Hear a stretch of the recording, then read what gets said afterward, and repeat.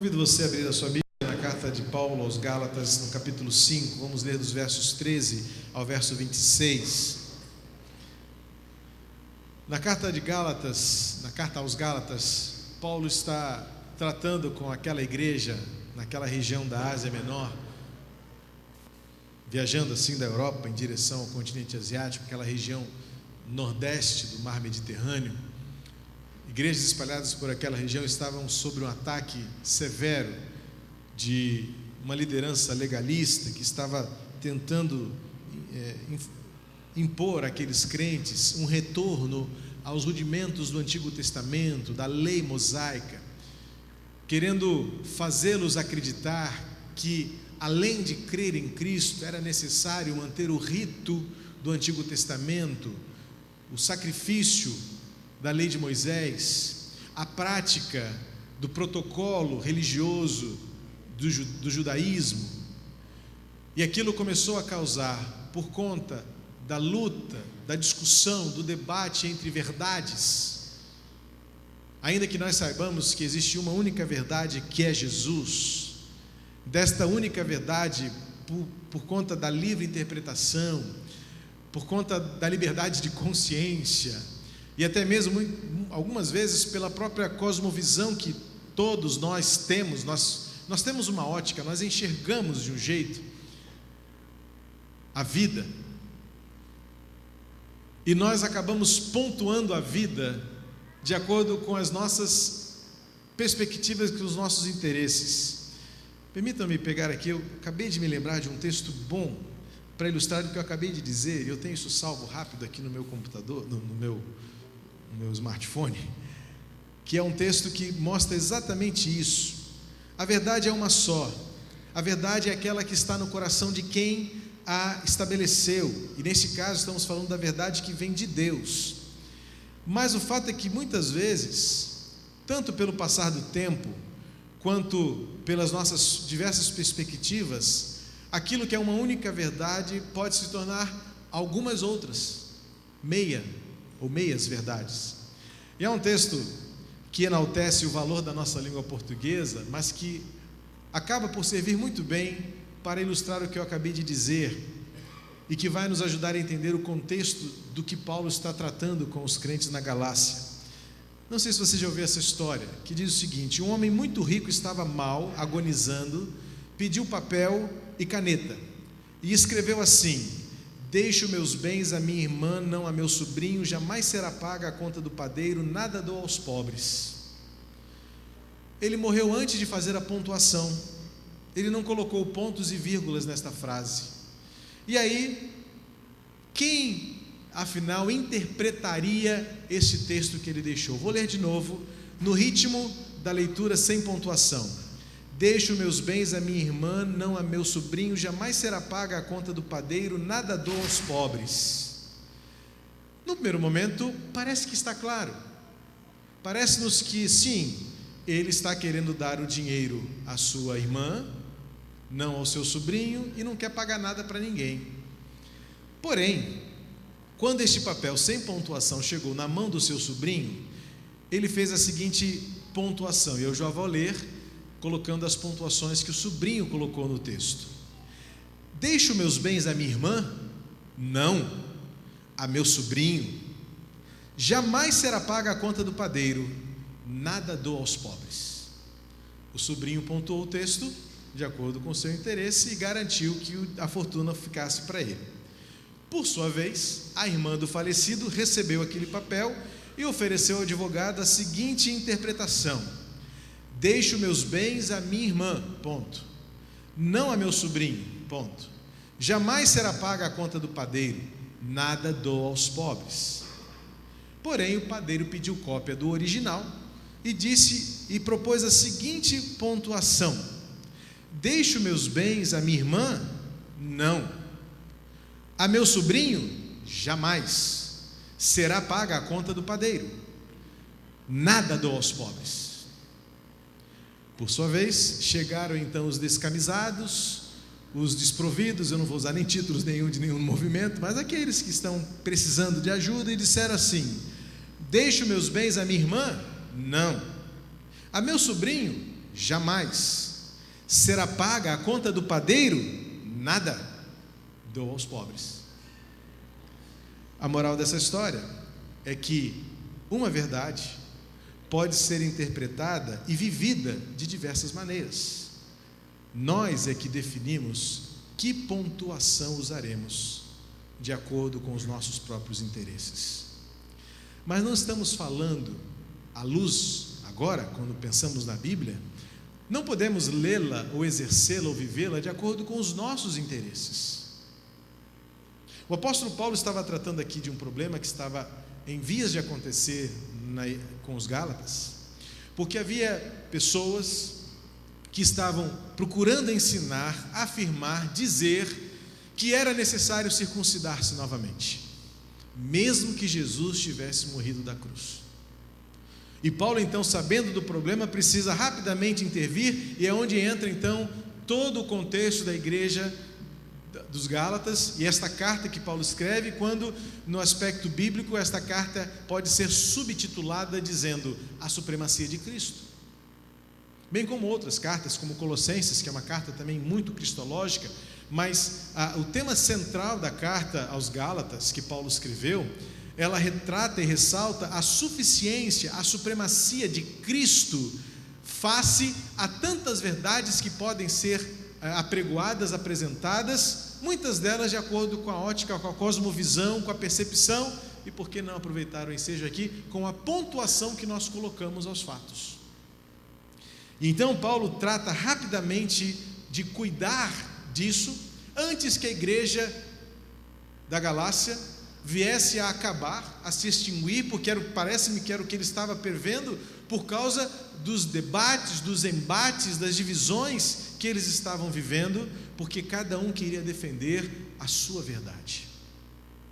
Paulo então precisa entrar no assunto e dizer: a verdade é uma só, e a verdade é Jesus.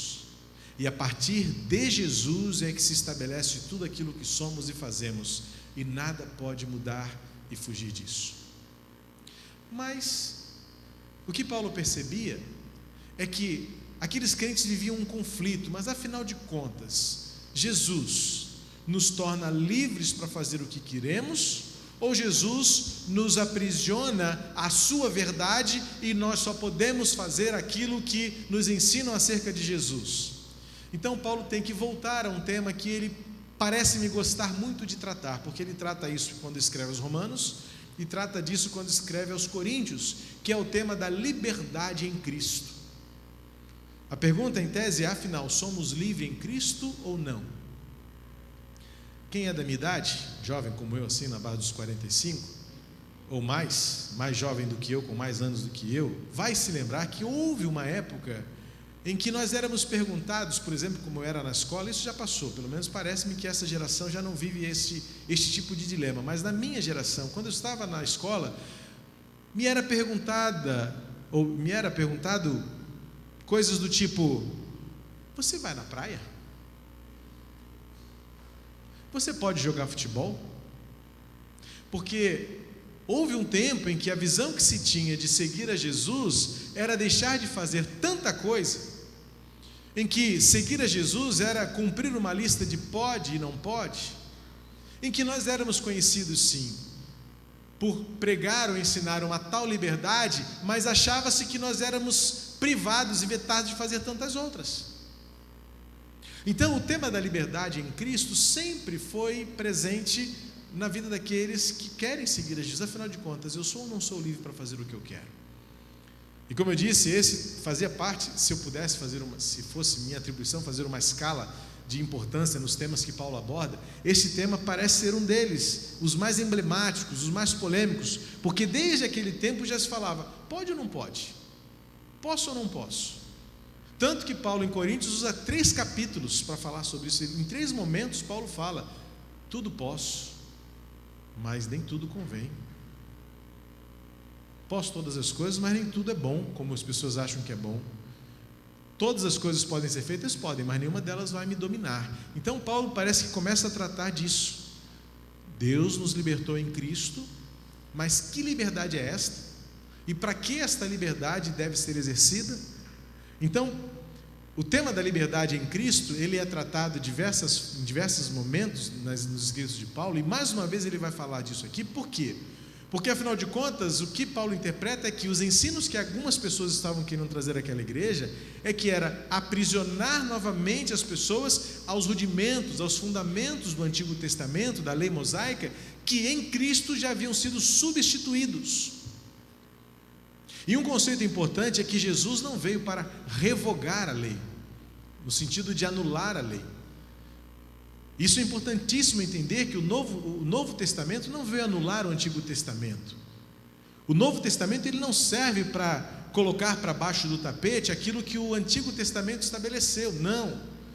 Jesus não anulou por completo aquilo que o Antigo Testamento ensina, mas a importância de se compreender a relação que há entre os dois é afirmar em definitivo que Jesus veio, primeiro, cumprir a lei. O que estava previsto na lei, que era necessário ser feito, Jesus fez, e ponto final, ninguém mais.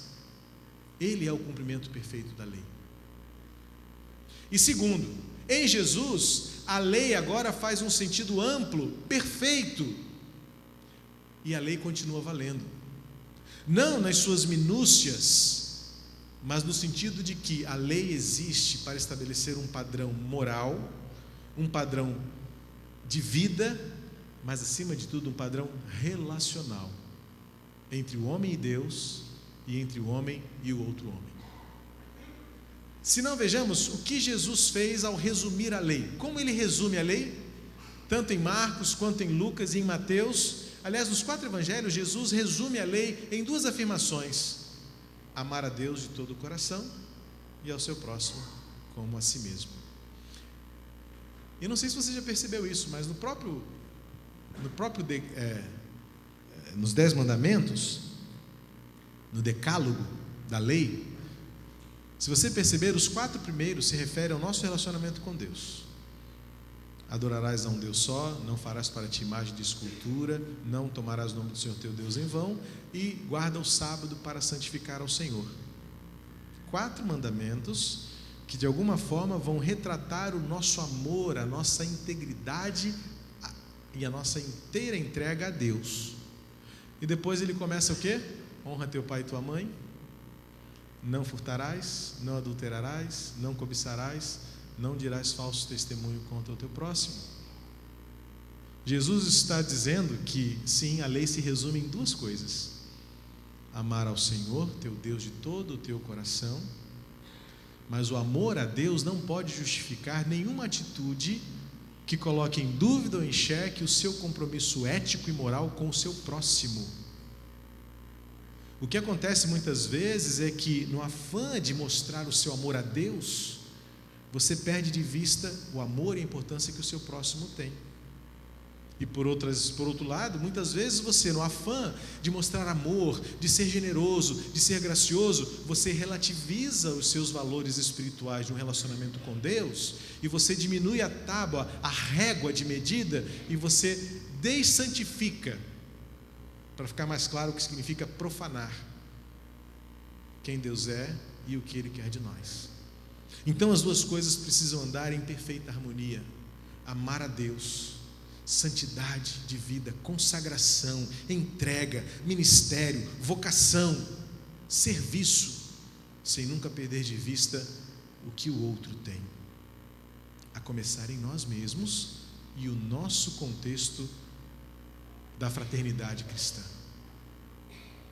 Não adianta olhar para fora e ter tanto amor pelos excluídos, se nós mesmos, primeiramente, não formos capazes de administrar e gerir os nossos relacionamentos. E Paulo vai tratar isso aqui de forma muito clara, quando ele vai falar do que significa ser livre em Cristo. O capítulo 5 começa dizendo: pois foi para a liberdade que Cristo nos libertou. Ou seja, este é um valor inviolável. No preceito de Deus, a liberdade que Ele nos dá é um conceito, é uma experiência infalível, inviolável, intransferível, e ninguém precisa ter dúvida, e não deve ter dúvida: somos livres sim. Mas esta liberdade traz consigo responsabilidade, porque o conceito principal da liberdade é que nós não somos mais obrigados. Não há nenhum jugo sobre nós, nenhuma canga, nenhuma algema que nos obrigue a fazer o que os outros querem. Mas curiosamente, agora nós passamos a ser escravos de outra natureza, de outra realidade. Vamos ler o texto para algumas coisas tornarem-se ainda mais claras no entendimento do que eu estou compartilhando com vocês. Versículo 13 de Gálatas 5 diz assim: irmãos, vocês foram chamados para a liberdade, mas não usem essa liberdade para dar ocasião à vontade da carne.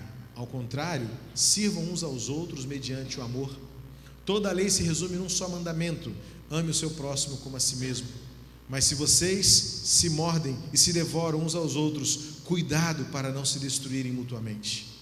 Por isso vos digo, vivam pelo Espírito, e de modo nenhum satisfarão os desejos da carne, pois a carne deseja o que é contrário ao Espírito, e o Espírito o que é contrário à carne. Eles estão em conflito um com o outro, de modo que vocês não fazem o que desejam. Mas se vocês são guiados pelo Espírito, não estão debaixo da lei. Ora, as obras da carne são manifestas: imoralidade sexual, impureza, libertinagem, idolatria, feitiçaria, ódio, discórdia, ciúmes, ira, egoísmo, dissensões, facções, inveja, embriaguez, orgias e coisas semelhantes. Eu os advirto, como antes já os adverti: aqueles que praticam essas coisas não herdarão o reino de Deus. Mas o fruto do Espírito é amor, alegria, paz, paciência, amabilidade, bondade, fidelidade, mansidão e domínio próprio. Contra essas coisas não há lei. Os que pertencem a Cristo Jesus crucificaram a carne com as suas paixões e os seus desejos. Se vivemos pelo Espírito, andemos também pelo Espírito. Não sejamos presunçosos, provocando uns aos outros e tendo inveja uns dos outros. Era necessário que o texto continuasse a ser lido, mas nós não temos tempo.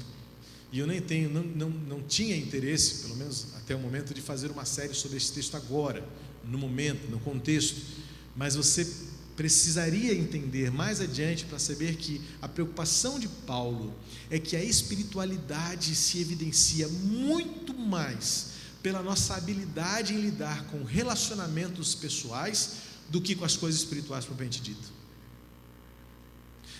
A moralidade a que Paulo se refere, a espiritualidade, a vida no Espírito, tem muito mais a ver com a forma como nós lidamos uns com os outros do que como lidamos, propriamente dito, com as coisas de Deus. Olha que coisa curiosa, porque quando Paulo está falando aqui de espírito e carne, Paulo está tratando do que ele acabou de dizer lá em cima, em relação à questão de vocês se mordem, vocês se devoram e vocês estão a ponto de se destruir mutuamente. Por quê? Porque estão lutando e brigando por verdades sem observarem a única, absoluta e suficiente verdade: o amor de Cristo dominando vocês. Porque no capítulo 6, Paulo vai continuar falando, quando ele diz: se alguém for surpreendido em algum erro, sejam mansos com ele, tentem recuperá-lo para vocês. Pode ser que ele não queira, mas, versículo 2 diz: levem os fardos pesados uns dos outros e assim cumpram a lei de Cristo. Depois, no 4 vai dizer: cada um examine os próprios atos. E depois ele vai dizer: leve sim cada um o seu próprio fardo, porque nós temos responsabilidades que são intransferíveis. E no versículo 9 ele vai dizer assim: não se cansem de fazer o bem uns para com os outros. E no versículo 10, quem foi da sociedade de crianças sabe de cor o versículo 10: façamos o bem a todos, mas principalmente aos domésticos da fé. Com 5 anos de idade eu tinha que falar isso de cor na sociedade de crianças, porque é o lema hoje da organização. Cadê a inicial para me ajudar, que eu esqueci o nome, no que se transformou a sociedade de crianças? Amigos de Missões. Obrigado. É o lema, porque a Bíblia nos ensina que a verdadeira espiritualidade, a fé em ação, não são sinais e prodígios. A verdadeira fé em ação não são milagres. O verdadeiro amor de Deus em nós não é estampar uma placa lá na frente e dizer: venham ver milagres de Deus aqui, porque a oração do pastor tal é poderosa e Deus vai se revelar, Deus se revela para ele e fala por ele. Não. O que o Novo Testamento vai nos ensinar é que a maior evidência da fé e da espiritualidade na vida de alguém é aquilo que Paulo chama de fruto do Espírito, e é o cuidado mútuo. Então, a capacidade de relacionarmos-nos é o que realmente evidencia a maturidade de Cristo em nós. Então, por isso que Paulo vai dizer no versículo 13, no finalzinho do versículo, ele diz: nós podemos usar a liberdade para tudo? Podemos, mas ele faz uma observação: cuidado, não usem a liberdade que vocês têm para fazer o que vocês quiserem. E sabe qual é o único jeito disso acontecer? Ele completa no finalzinho do versículo: sirvam uns aos outros mediante o amor. Só que me chamaram a sua atenção para uma coisa importante aqui, que às vezes a tradução para o português se perde. A palavra que Paulo usa aqui não é o serviço no aspecto do garçom, da bandeja, que fala assim: olha, aqui está o meu amor por você. Não. A palavra que Paulo usa, irmãos, é doulos, que é escravo. Então, literalmente, Paulo está dizendo: torne-se escravo do outro, algeme-se ao outro para servi-lo. Domingo passado estávamos refletindo sobre o encerramento dos Jogos Olímpicos, e eu usei uma das imagens mais lindas que existe nos Jogos agora paralímpicos, que é a corrida de cegos. Dentre todos os esportes que acabam nos emocionando muito, mas para mim um dos que mais me emociona, e que até então tinha uma certa regra que meus assessores de informação, Dr. Google, já me trouxeram, que já mudou agora para esse ano. Vai ser a primeira vez que vai ser mudada essa regra, que anteriormente era: o cego corre com um guia, e o guia corre com um laçarote de nylon, uma pulseira que une ele ao cego. Duas regras: o guia nunca pode chegar antes do competidor cego, por mais que ele possa fazer, ele tem que sempre, senão ele desclassifica o competidor cego, mas ele tem que correr tanto quanto. Mas até as últimas Olimpíadas, esse cara não ganhava prêmio. Aí já me informaram, fizeram uma pesquisa enquanto eu falava: não, pastor, esse ano vai ser a primeira vez aqui no Rio que agora o guia vai também ganhar a sua medalha. Que legal, né? Acho justo isso. Mas antes ficava até mais lindo o trabalho dele. A atuação dele para mim era ainda mais valiosa, porque ele não corria por nada, ele corria para ver o outro ganhar.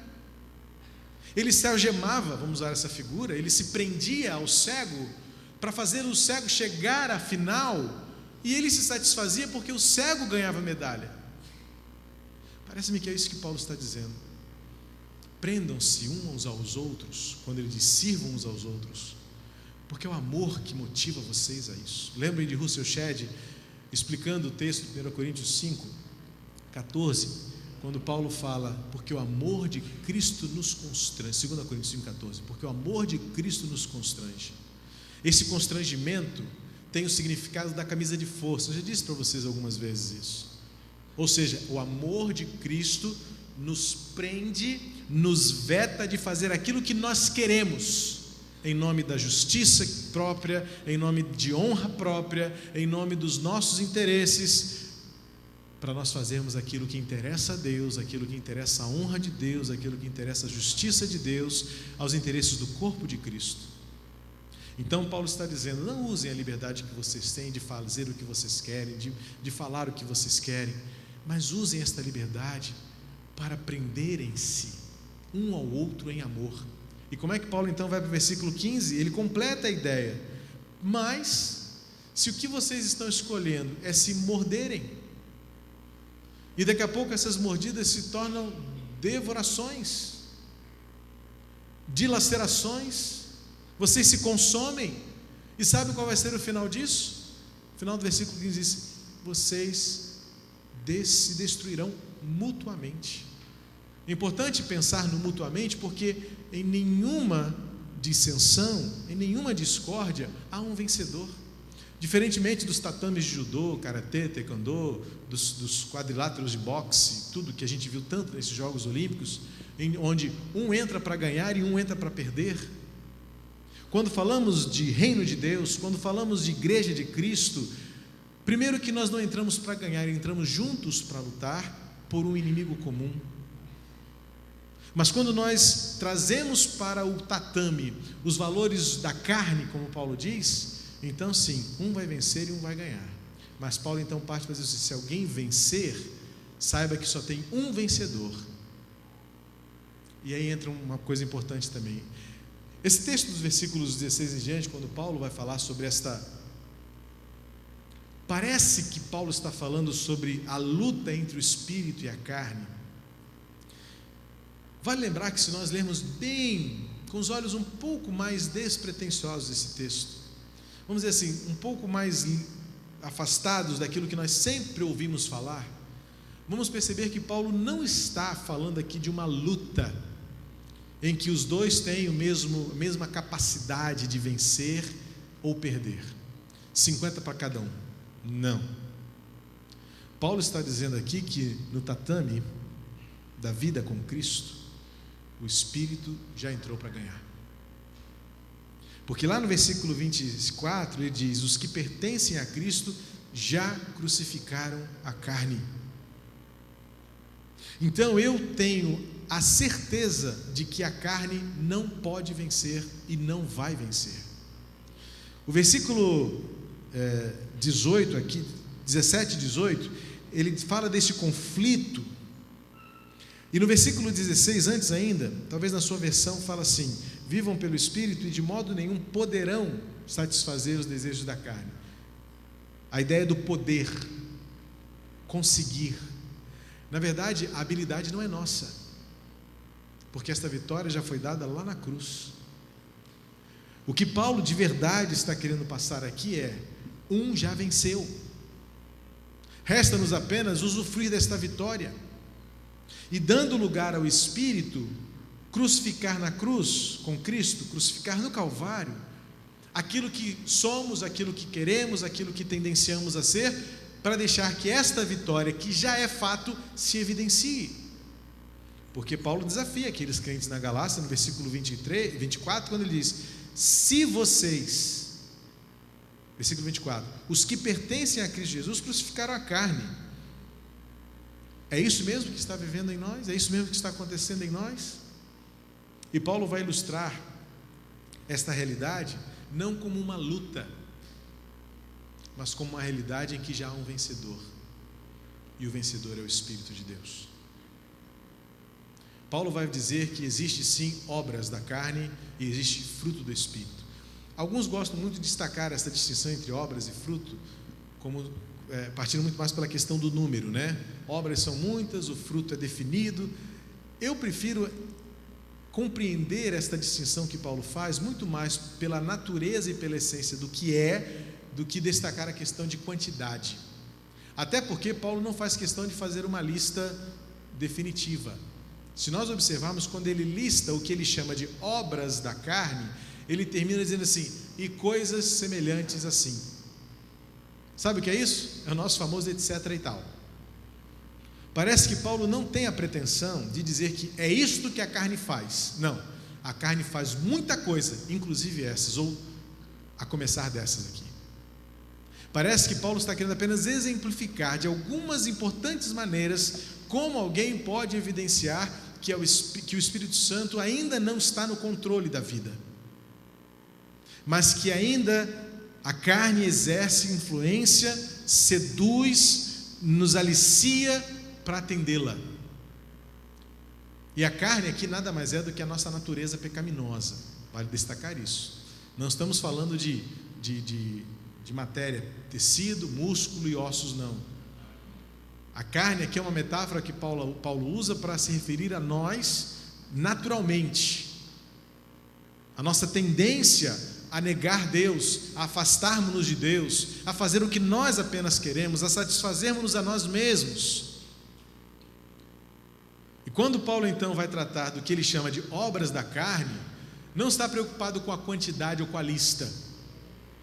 Assim como no fruto do Espírito, que depois vamos chegar lá, eu vou destacar uma coisa importante para você compreender, que não é uma preocupação com itens, mas com essência. E essencialmente a distinção entre obras e fruto está no fato de que obras é algo que nós podemos, se quiser, fazer e construir com nossas próprias mãos. Ou seja, nós temos responsabilidade direta nisto e não há do que fugir.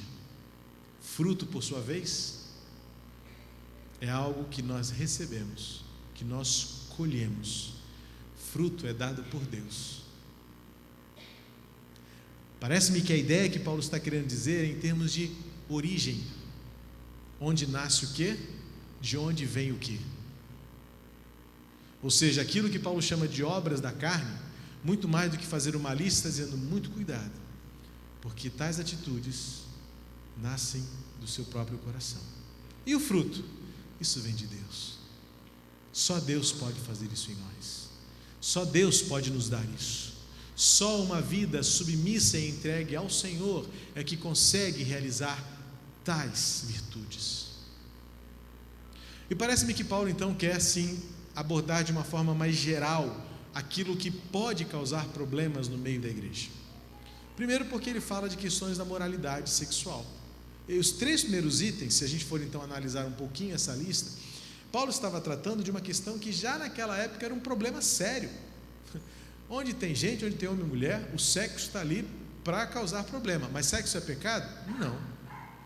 O que é pecado é o sexo fora do casamento, e é pecado. O que é pecado é o sexo entre pessoas do mesmo gênero, isso é pecado aos olhos de Deus. O sexo é pecado quando ele é feito libertinosamente. Algumas vezes, até dentro do casamento, e a gente pode entrar em mais detalhes depois, até mesmo dentro do casamento, o sexo pode ser pecado. Quando ele é feito com intenções equivocadas, com razões egoístas. E quantos casais desajustados se entregam ao sexo, mesmo legitimado por um matrimônio, mas na sua mente, no seu coração, estão distantes daquele momento de intimidade, de entrega, de fidelidade, de interesse no próximo. E quantos dentro do casamento pecam sexualmente, porque ao ato sexual se interessam muito mais pelo seu prazer do que no prazer do seu cônjuge. Então acredite e pasme, mesmo dentro do casamento pode haver sexo pecaminoso. Portanto, o sexo em si, na sua razão de existir, não é pecado. Deus o fez, Deus nos fez assim, homem e mulher os criou. E a exegese desta declaração em Gênesis, que homem e mulher os criou, embute todo o conceito fisiológico, metabólico, enzimático que separa o homem de uma mulher, inclusive nas questões sexuais. Deus nos fez assim. Mas Paulo está tratando de questões que eram sérias já naquele tempo, quanto mais hoje. E ainda que a gente diga que a sociedade é sempre a mesma, o fato é que, se nós olharmos sinceramente para a nossa sociedade, é que cada vez mais nós perdemos o escrúpulo. Ainda que pelo menos eu me policio muito para não ficar comparando as gerações, porque cada geração teve a sua característica, teve suas mazelas, teve seus problemas. Eu não nasci na época de Woodstock, mas já naquela época, falar sobre libertinagem sexual era um grande desafio para as igrejas da época. Mas o que me parece sim, é que de lá para cá e de algumas décadas para cá, a sociedade vem perdendo cada vez mais o escrúpulo, a vergonha, a timidez. Nossos filhos hoje estão lidando com a sexualidade como quem abre um pacote de biscoito e come o biscoito um de cada vez até acabar na frente de todo mundo. Como quem come um pacote de pipoca sem se importar se está sujando, se está empoeirando, se está dividindo. É o nível em que nossa sociedade se descomprometeu com a seriedade daquilo que Deus criou de uma forma santa. E Paulo está dizendo, isto é obra da carne. Mas um grande detalhe nessa lista é que para muitos, e muitos de nós, esta lista parece escalonar os grandes e os menores pecados. E então nós temos a tendência de categorizar e dizer, o pior pecado da igreja é tal. Porque a igreja precisa se livrar da impureza sexual. Sim, nossa juventude hoje, nossos filhos estão crescendo no meio de adultos que há muito tempo perderam o senso de santidade sexual. E hoje a gente culpa os nossos filhos de terem esse estilo de vida, mas foi na nossa geração que a gente permitiu entrar nas nossas casas a novela com a sensualidade. Foi na nossa geração de pais hoje que nós fomos ao cinema e nos acostumamos a ver filmes com cenas eróticas. Então a gente culpa a nossa sociedade hoje, nossos filhos, que essa geração mas fomos nós que fomos aceitando paulatinamente a inversão e perda dos valores. Porém, este não é o pior pecado. É pecado e ponto. O que me parece é que esta lista de Paulo, ao passo em que não deseja ser uma lista exaustiva, ela tem alguns indicativos aqui que nós ignoramos. Mas isso não faz mal a ninguém, isso é só para mim. E Paulo continua a lista dizendo ódio. Paulo continua a lista dizendo discórdia, dissensão. Paulo continua a lista dizendo egoísmo. E sabe qual é o perigo do egoísmo? É porque, em princípio, é uma coisa que ninguém consegue destacar muito bem o que é o egoísmo, porque é uma promoção pessoal, ele é assim mesmo, ele é muito fechado. Mas são problemas que Paulo está tratando como sendo problemas como fruto da carne. E Paulo vai continuar dizendo facções, inveja, para finalmente chegar em embriaguez e orgias no contexto da coletividade, mas ele vai e termina esta lista dizendo assim, e outras coisas semelhantes. Que outras coisas semelhantes? Então eu resumiria e diria que o que Paulo está querendo ilustrar com tais itens não é dizer o pecado da sexualidade é o que destrói a igreja de Cristo. Não, a inveja também destrói a igreja de Cristo. A discórdia também destrói a igreja de Cristo. A dissensão também nos consome mutuamente, como diz o versículo 15. A ira também nos consome a ponto de nos destruir e de nos fazer desaparecer. Se é que em alguns aspectos já não temos desaparecido diante da sociedade, porque nós já vivemos um tempo em que a nossa sociedade descredita e desacredita naquilo que nós dizemos. A igreja de Cristo, em muitos aspectos, como instituição, já é ridicularizada, já é motivo de piada. E ainda que fisicamente ainda existamos no mundo em que vivemos, pela graça e misericórdia de Deus, para alguns dos nossos pais, para os seus colegas de trabalho, para os seus familiares, assim, a igreja, isso não precisa disso não. Porque talvez, a razão lá no versículo 15, vocês se mordem, vocês se devoram uns aos outros.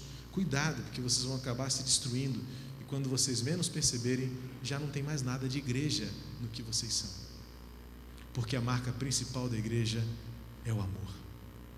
Então, quando a gente vê Paulo alistar desta forma, Paulo, primeiro, efetivamente, Paulo não está preocupado com uma lista de pecados, até porque existem outras listas. Se você observar os escritos de Paulo, ele fala de outras coisas.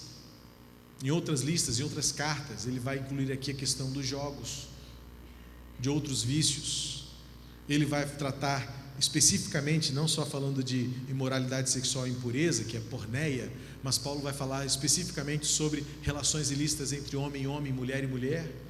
Então Paulo não está preocupado com lista, e a gente precisa aprender isso de uma vez por todas. Igreja de Cristo não se organiza, não se administra por listas. Listas de pode e não pode, isso é igreja, isso não é igreja. Pior, alguns até fazem assim, isso é batista, isso não é batista. Tem vezes que quando a gente canta muitos hinos do cantor cristão, eu já ouvi lá fora, hoje sim foi um culto batista. Eu gostaria que nós fôssemos conhecidos como culto batista por homens e mulheres santos, consagrados, que amam ao Senhor Jesus, e que a parte de liturgia, isso tudo é um detalhe cultural do nosso momento, do nosso contexto. Ouvi agora há pouco a experiência de que alguém conhece, um obreiro que recém saído do seminário foi ministrar numa região de operários, pessoas simples do campo, também muitos pescadores, e ele chegou lá cheio de arroubo teológico, de termos da teologia, e chegou lá, pastor, a gente não está entendendo nada do que o senhor está falando. Mas eu sou batista, eu estou aqui ensinando a vocês a declaração doutrinária. Não, pastor, a gente quer Bíblia. A gente quer na prática. E aí, quando eu for lá pescar o meu peixinho, o que eu faço? Quando eu chegar na fábrica, o meu chefe mandar eu fazer tal coisa que eu acho errado, como é que eu respondo? E o meu filho está rebelde, meu filho está me desobedecendo, minha filha se envolveu com drogas, o que eu faço? É para isso que serve a fé. Não é para títulos, para definições, para listas de pode e não pode. Então, quando Paulo faz essa lista, o que eu entendo é que Paulo está querendo dizer que a carne, ela gosta, ela tem alegria em operar. no campo daquilo que a gente acha que é o nosso direito. Somos livres, então eu tenho direito disso. Porque a carne gosta de nos satisfazer naquilo que nós temos gosto. Eu gosto, é bom, não, eu prefiro desse jeito. Ou seja, é a nossa forma de colocar a pontuação, porque a gente lê o texto sem pontuação e fala assim, mas isso aqui me serve se eu colocar desse jeito. É a carne que está operando, é a carne que está agindo, quando nós perdemos de vista que quem tem que ter alegria, quem tem que se satisfazer, é o dono de todas as coisas, e isso nos leva ao quebrantamento, ao arrependimento, ao voltar, ao dizer, eu errei, eu quero recomeçar. É assim que o Espírito opera, porque o Espírito, por sua vez, ele opera no campo da consciência de obediência, não obediência à lista, mas ao dono da lista. Não é para checar, isso eu faço, isso eu não faço, isso ele faz, isso ele não faz, isso aqui não, isso eu sou melhor do que ele, isso é bom. Não, pastor, eu estou aqui, estou firme, há 2 anos que eu estou aqui, não falho, 3 anos, estou aqui em vários ministérios. Não, a lista não impressiona a Deus, porque o Espírito nos ocupa quando a gente olha para o próximo, edifica, constrói. E é por isso que o fruto do Espírito não é uma lista, é uma essência. E que na verdade eu acredito que isto tudo se resume, porque está lá em cima, o que Paulo diz? A lei se resume numa coisa, no amor. Então o fruto do Espírito também é o amor. Não, mas tem outros elementos. Veja bem o texto, no seu contexto. A tese principal aqui não é que o fruto do Espírito tem elementos, é que o fruto é um só. O Espírito frutifica em nós amor. E parece-me agora então que este amor, ele se evidencia em virtudes e qualidades. E Paulo começa assim, o amor em ação, ele causa alegria. O amor em ação, ele traz paz. O amor em ação, ele nos traz uma paciência, que é a longanimidade, de você saber esperar o tempo de agir e reagir. Quando você entende que o amor é que domina, o amor exerce a sua autoridade, nós então vivemos um ambiente de amabilidade, de bondade, de fidelidade, de mansidão, de domínio próprio. A chave de tudo isto aqui não é sacar esses elementos, porque senão a gente vai começar a fazer assim, vamos fazer um checklist agora, a gente vai fazer uma avaliação agora, a gente vai ver esta igreja, vai ver você, vamos fazer uma pesquisa, um perfil, vamos dizer, quais são os nossos pontos fracos? Não, essa igreja tem muita paz, mas não é um lugar de muita amabilidade. Não, essa igreja aqui, o pessoal é firme nas suas vontades, tem muito domínio próprio, mas a gente não percebe muita fidelidade, muita lealdade. Não se trata disso. Tudo se resume numa atitude: amor. E quando há o amor, quando existe o amor nos torna livres para edificar e abençoar o próximo. Esse é o contexto desta carta. João 13:35, Jesus disse: nisso saberão que vocês são meus discípulos, se vocês cumprirem a lista de pode e não pode direitinho. Foi isso? Se vocês cantarem os hinos da história da igreja, se vocês souberem toda a declaração e disserem assim, eu sou batista de verdade, ou eu sou presbiteriano, eu sou metodista, isso tudo vai ficar no túmulo. Jesus disse, se vocês tiverem amor uns pelos outros. Este é o maior de todos os exames, porque é nisto que se resume a lei, como diz o apóstolo Paulo, é o amor. E o amor que começa pela própria igreja, o amor que começa pelos irmãos, o amor que começa pela obra do Senhor que alcança os de fora. O amor. E este amor, ele se mostra, não é apenas pelo abraço, não é apenas pelo sorriso, mas é também pela alegria, mas é pela paz construída, pela solidez dos relacionamentos. E Paulo então vai descrever aqui o que parece-me ser, no meu entendimento, pela tese de todo o contexto. Eu quero então desafiar você a compreender dessa maneira, que o fruto do Espírito não é um queijo multifacetado, em que pode faltar alguma coisa. Se lá em cima Paulo diz que toda a lei se resume em um só mandamento, que é o amor ao próximo, e agora ele vai dizer que o fruto do Espírito é o amor, a questão principal é que o Espírito opera na igreja é o amor. E como é que a gente vai ver que uma igreja ama? É quando existe nela alegria, paz, paciência, amabilidade, bondade, fidelidade, mansidão e domínio próprio. Muito cuidado com o domínio próprio aqui nesse detalhe, porque não se trata de você ser um cara de autocontrole, porque esse autocontrole só é possível se houver controle do alto. Permitam-me aqui um jogo de palavras, sem querer soar clichê, mas é verdade. O autocontrole só é possível se houver o controle do alto na sua vida, porque é o Espírito de Deus. E é por isso que Paulo termina então esse pensamento dizendo: os que pertencem a Cristo crucificaram a carne com suas paixões. O Espírito já venceu. Nós não temos de dar oportunidade à carne. É o Espírito quem vence, e é Ele que está disponível. E ele então termina: se vivemos pelo Espírito, agora um desafio ético, um desafio de coerência. Se vivemos no Espírito, andemos também pelo Espírito. E o conceito de andar aqui é o modo de vida, é a conduta, é a postura, é a ação e reação, de tal maneira que o Espírito de Deus realiza em nós a mais virtuosa de toda a escravidão, ainda que este nome seja politicamente incorreto no contexto atual dessa geração. Ela é a verdade mais absoluta acerca das Escrituras Sagradas. Nós somos livres para viver no Espírito quando nos tornamos escravos pelo amor um do outro. Amarremo-nos, que nos algememos um ao outro, de tal maneira que o Espírito Santo domine os nossos corações, e que a glória de Deus seja a maior marca conhecida da Igreja de Cristo que se reúne neste lugar. Nosso Deus e nosso Pai, consolida, Senhor, estas palavras em nosso coração. Move em nós, sim, o Teu querer. Cumpre em nós o Teu maior mandamento. Que o Teu Espírito Santo seja aquele que nos dirige, aquele que nos guia, aquele que nos consola, aquele que nos fortalece, aquele que nos une, aquele que nos reconcilia uns com os outros e contigo. Que o Teu Espírito Santo seja o combustível vivo que age em nós.